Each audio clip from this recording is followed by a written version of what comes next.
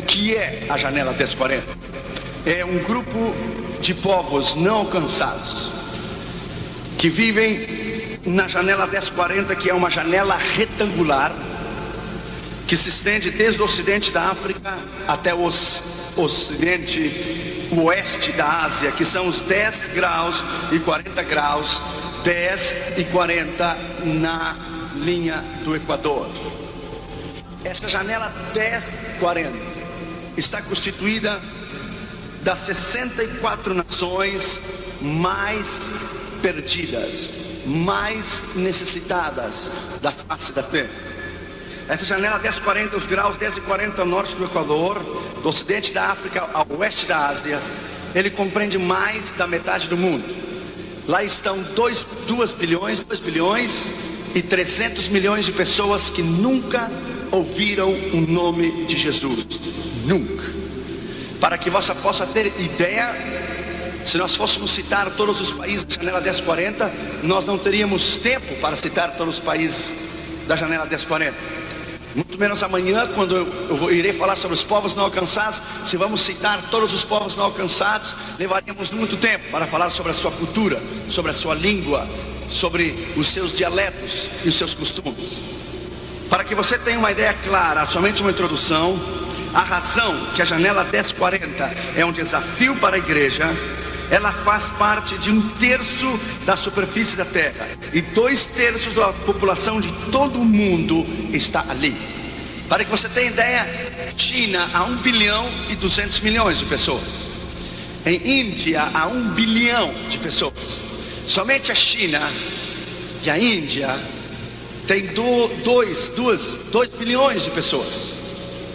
O que resta dos 300 milhões ou 400 milhões dos povos não alcançados e que estão e fazem parte da janela 1040, muitos deles ainda são inalcançáveis com o Evangelho. Há nações que uma porcentagem tão pequena tem ouvido o Evangelho, como Índia, somente 2%, ou como Japão, 0,9%, não chega nem a 1%. Trata-se da população mais necessitada do Evangelho. 97% dos 3 bilhões de pessoas vivem nas 64 países, uns dizem 55, outros 64 países menos evangelizados do mundo, vivem na janela 1040. É o maior desafio para a igreja, é o maior desafio para os missionários, é o maior desafio para a liderança mundial da igreja: enviar missionários à janela 1040.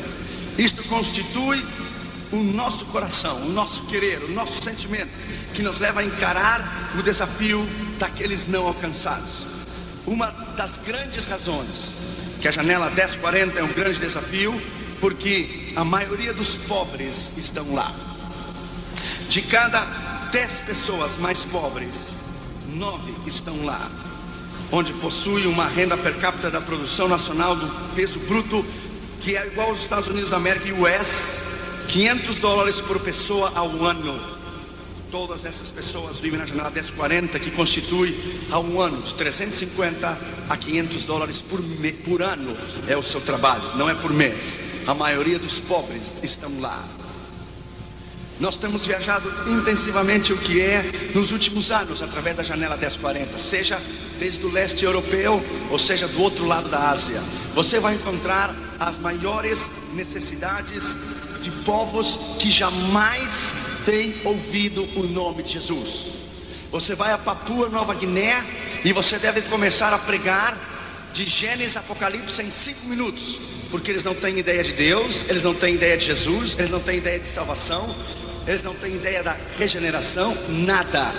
É incrível. Pelo menos na América Latina há uma ideia do que é Deus, o que é Jesus, o que é redenção através do catolicismo. Mas você vai a nações que nunca ouviram o Evangelho, você ficará estupefato por entender e por saber que na janela 1040 é o maior desafio da igreja, onde estão a maioria de quase 2 bilhões, 2 ou 2, como é que se diz? 2 bilhões e 400 milhões de pessoas que nunca ouviram o nome de Jesus. Mais da metade da população vive na pobreza. Mais da metade da população do mundo ainda não tem ouvido o nome de Jesus. E somente 8% de todos os missionários estão na janela 1040. 8% somente.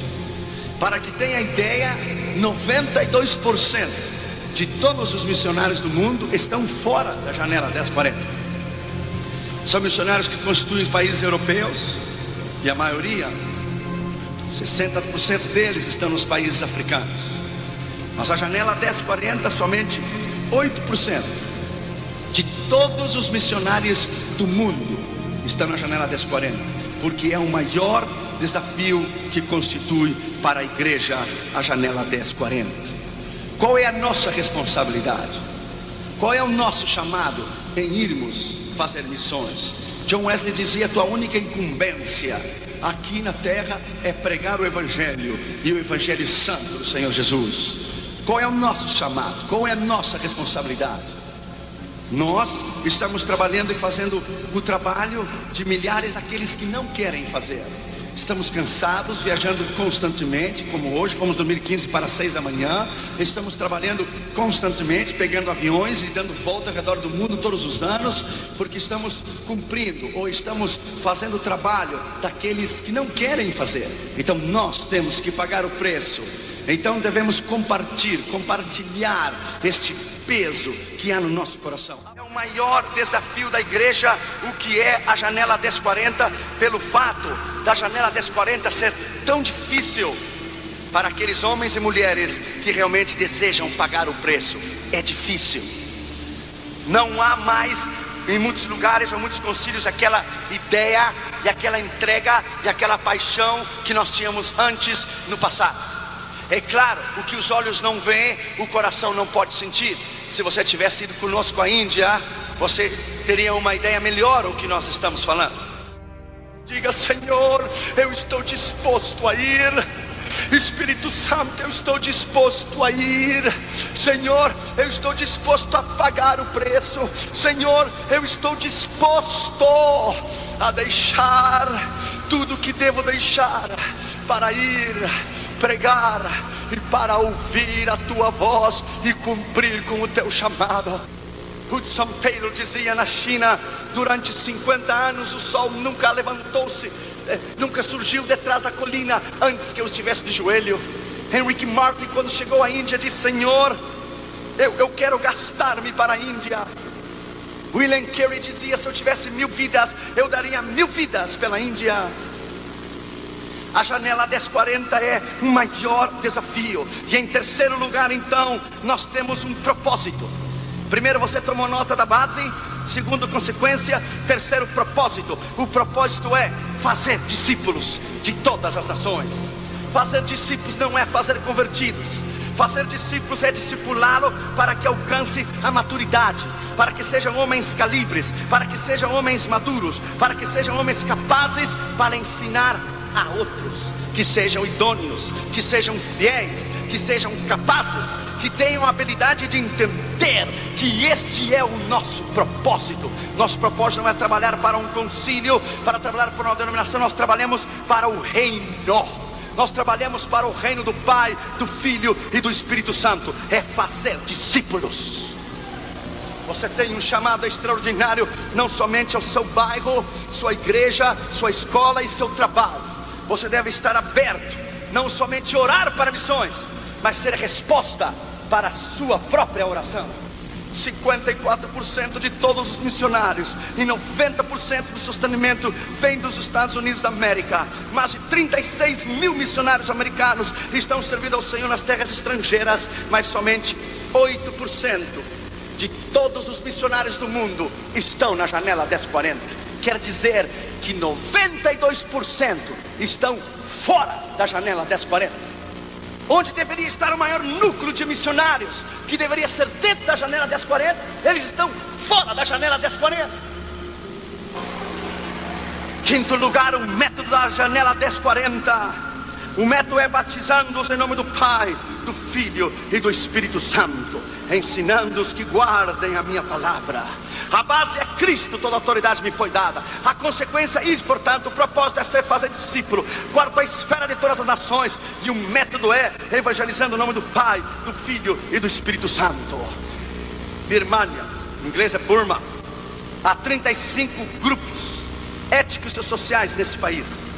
Dos 135 grupos étnicos e sociais desse país, na região de Myanmar, 134 nunca ouviram o nome de Jesus. Somente um só. Dos 135 grupos, 135 tribos, 135 grupos étnicos e sociais, uma ouviu. E uma tem o Novo Testamento no seu dialeto. Eles vivem isolados, em áreas remotas, difícil para a penetração do Evangelho, onde não há rádio, não há satélite, não há internet, não há televisão, não há nada, não há nem bicicletas. Quem alcançará esse povo? Sexto lugar, o conteúdo de nossa mensagem, a janela 1040, está lá em Mateus 28, 18 a 20. Tudo que eu vos tenho mandado, ensinai às nações. Não é uma nova doutrina de homem, não é alguém que se para e diz: oh, recebi uma nova revelação. Não. É uma questão de entrega, é uma questão de paixão, é uma questão de morte para o seu ego e seu eu, e dizer: Senhor, eu estou disposto a ir. África, dizia David Livingstone, na conferência de missões lá na Escócia, ele diz: voltarei ao continente do meu amor, mesmo que a comida é péssima, o calor é insuportável, e mesmo que a malária tenha destruído a minha esposa, voltarei ao continente do meu amor. Mesmo que minhas mãos estão débeis e os meus pés não consigo mais andar, mas é de lá que eu quero encontrar-me com o meu Salvador. É de lá que eu quero encontrar o meu Salvador. Voltarei ao continente do meu amor, voltarei ao continente da minha entrega, voltarei à África. Casei-me com uma mulher e ela se chama África, e até o fim das minhas existências e até a última gota do meu sangue será África para Jesus, África para Jesus e África para Jesus. Louvado seja o nome do Senhor, aleluia. David Livingstone, que homem extraordinário, homens que deram a sua vida. Sétimo, que é o conteúdo, é todas as coisas que tenho mandado. Sétimo, último lugar, a provisão é: eu estou com vós todos os dias até a consumação do século. Ele está conosco todos os dias, seja em Atos 1:8 em Jerusalém, na sua cidade, em Judeia, sua nação, Panamá, Salvador, Samaria, comunidades que estão aisladas, segregadas, diferentes culturas, religiões, ou o último da terra, Ele está aí. David Livingstone, quando foi à África, o seu recebimento foi um leão que rasgou as suas costas, mas ele seguiu firme. David Livingstone havia dito: Deus teve um único filho, Jesus, e este filho foi um missionário. À medida e o tempo que eu viver, serei um missionário. David Livingstone disse que missões é o latir, é o pulsar do coração de Deus, e quem não entende missões nunca nasceu de novo. Missões, dizia David Livingstone, é o ar que você respira e a comida que você come. Missões é a própria salvação dentro da sua alma. Missões é o propósito de Deus, e você não entende missões, você não pode entender o propósito de Deus para a salvação. David Livingstone deu a sua vida. Quando ele estava ao final da sua vida, ele estava orando em uma pequena casa de palha. Ele orou 1 hora, e orou 2, e orou 3, e orou 4, e orou 5, e orou 8. Então os seus discípulos ficaram preocupados, e quando abriram a porta, olharam para a fresta, e estava David Livingstone de joelhos. Mas ele entrou, um dos seus discípulos, e tocou o seu ombro e disse: Mwamba, Mwamba. E quer dizer: que acontece, que acontece, que passa, que passa. What happened, que acontece, que acontece. Quando tocou no ombro de David Livingstone, David Livingstone caiu para o lado direito, caiu sem mover-se, caiu, já estava esfriando o seu corpo, morreu de joelhos. morreu de joelhos na presença do Senhor. E havia um pequeno pedacinho de papel dentro dos seus dedos e a sua mão. E os seus discípulos tentaram abrir os seus dedos, que ainda estavam mais ou menos frios, estavam esfriando o seu corpo, e conseguiram tirar um pedacinho de papel. E o pedaço de papel dizia: Lord, take away my life, but give me Africa someday. Deus, tira minha vida, mas dá-me África um dia.